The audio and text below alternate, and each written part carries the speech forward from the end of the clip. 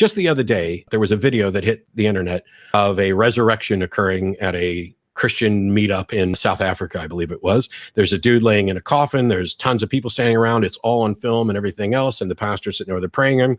And this guy sits up and everybody in the crowd freaks out. Now, I don't believe that that was an actual resurrection. The thing is, any Christian could look at that and say, yeah, I have no reason to doubt that that was a real resurrection, because that's the kind of thing God can do, because they've started with the notion that God can and will and likely could resurrect somebody. But if they say that that one we've got on videotape was not an actual resurrection, I want to know what their justification for that is, because they're accepting another resurrection that has less supporting evidence, has witnesses supposedly that you cannot interact with and investigate at all. Nothing. God picked a time and a place to make this impossible for modern generations to ever properly investigate.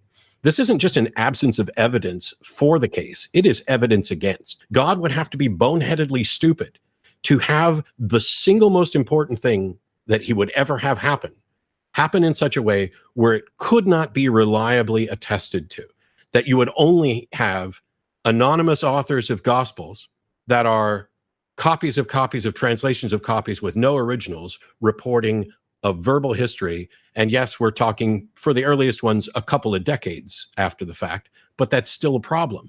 If somebody came up to me today and said, hey, when Elvis died, he was resurrected a little while later. Here's a couple of National Enquirers that show Elvis in a supermarket. Here's all the people who say they talked to Elvis after the dead. By the way, I'm not making this stuff up. If you go and research, you will find people that claim that they talked to Elvis after they're dead. Now, you can build a case out of that, and that's within the last 50 years. In a modern era where everything is reported in news,